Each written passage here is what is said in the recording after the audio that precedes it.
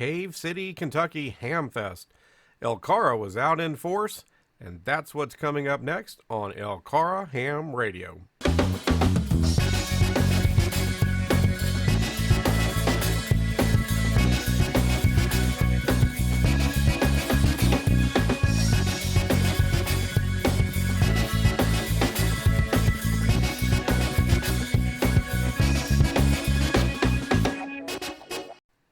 Hello, folks. This is Chris, KY4CKP, and today on LCARA Ham Radio, we took a visit recently to the Cave City, Kentucky HAMfest, one of the first HAMfests of the year in our region, certainly, in person, totally outdoors this time, but of course after the last year and a half, it's really just great to get out and start doing normal activities again. I know as amateur radio operators, we're kind of lucky in our hobby in that we can do a large majority of it from the comfort of our shack inside. Or we can get out fairly by ourselves and, if we're camping or hiking or doing parks on the air, summits on the air and things. So we've been able to continue enjoying our hobby to a pretty fair degree, I would think, in the past year and a half. But the camaraderie of club activities, and to a certain degree, of course, and especially more public events like the various HAMfests, were obviously curtailed just like everything else. All the big HAMfests were canceled. And so this year we're getting back into these, and there's been a few smaller ones around. I know they had one down in Florida. And we just had this one, and several of us here at LCARA are looking to go down to Huntsville. That will, I think, be the first major one of the year. And then hopefully as we eventually move into 2022, we'll be much more back to normal. So we visited the Cave City HAMfest. It's a couple of hours away from where some of us live. We got the comms trailer out there. And, we went around, took a look at everything. They had folks setting up in the parking lots. You could pay a small fee to just set up a tailgate type of table or sales area. And then they had tables underneath the main pavilion area. And so we took a look around. Of course, people showed up in their vans and cars and trucks and RVs and everything. And it was smaller than a typical year. The rough number I heard was maybe about half the size it had been the previous year. We did sneak this one in, and LCARA went in the beginning of 2020 before everything really kind of hit.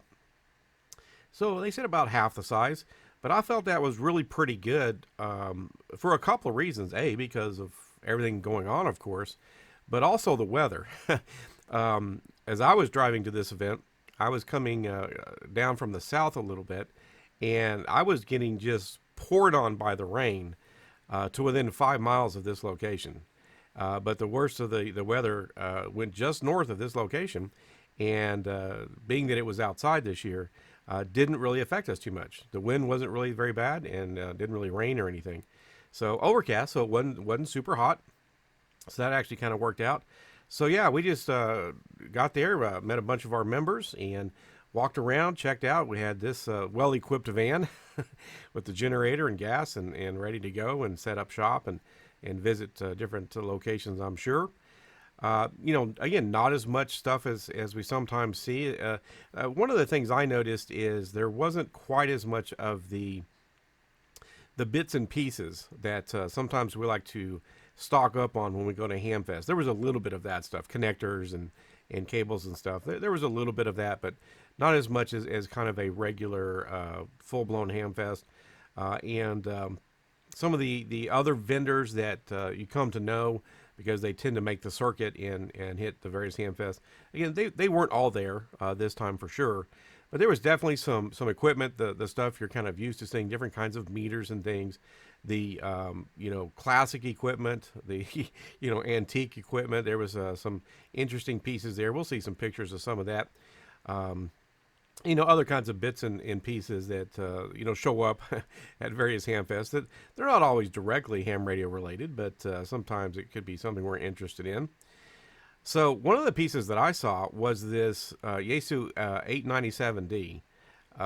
Had the side pack. These are pretty rare to find. People just don't let go of these very often. If they buy one, you just don't see them come up for sale that often. And they tend to fetch a premium. I didn't even bother to ask the price on this one. But and then they had this RC helicopter, and it's kind of cool. So, we did see a few interesting pieces there. Again, some kind of antique pieces and things. Test equipment. Again, a lot of the stuff we tend to see at HAMfest. Maybe just not quite as much of it. But the club organizers recognized us from the previous year and everything. It was good to see some of those folks again. And I think KY4BDP Brian and I got recognized by a couple of folks from our YouTube videos. So I guess we're officially internet famous now.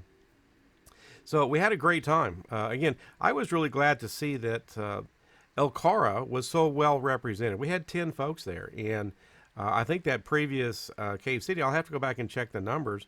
We had 13 to 15 or something like that, I think, the previous year. So we were only missing 2 or 3, just a handful of our members. Again, for most of us, it's around 2 hours or so to make it out here. So it was good to see folks coming out again. I felt it was a decent size, a decent crowd, all things considered. And I'm just looking forward to Huntsville. There's several of us going down to Huntsville this year. It's going to be the first trip, I think, for all of us, or some of us anyway. So it's going to be cool to get down to that big one. And then next year, hopefully, everything will be pretty well fully open back up, and we'll get back to to Dayton and some of the other ones. Maybe even Hamcation down in Florida, and then maybe even do Huntsville again next year. So, yeah, you can see some of the classic equipment that was there on display. Again, it was a little bit smaller than normal, but there was still some pretty good outcome. A lot of the kinds of equipment you tend to see at these events. Again, the one thing I think I noticed is just not as quite, some of the bigger vendors that tend to have a lot of the components and things in bulk packs and stuff that a lot of times we like to stock up on. Didn't see quite as much of that kind of stuff. That would be the one thing I think I noticed, just wasn't as prevalent as previous years. But a couple of interesting pieces of equipment.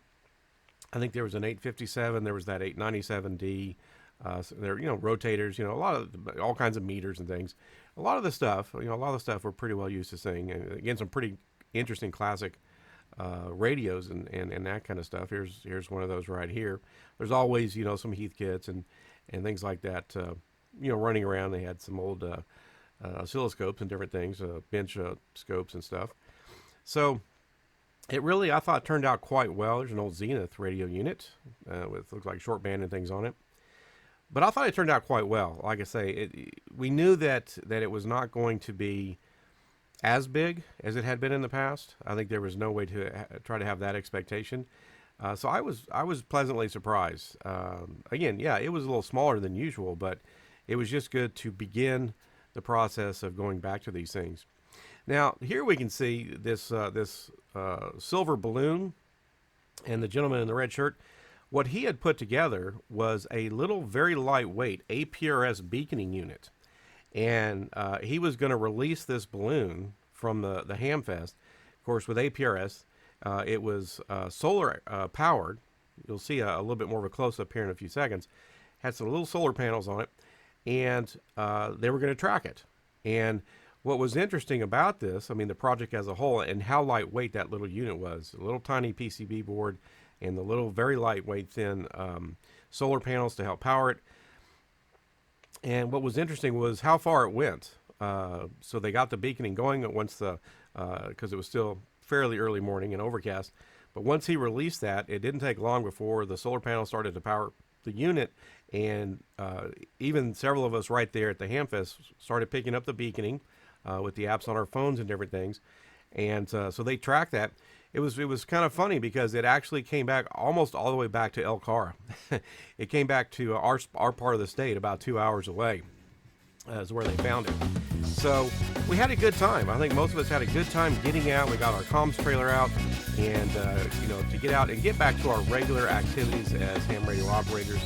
And so that's it for this week, folks. This is Chris, KY4CKP for Lake Cumberland Amateur Radio Association, 73.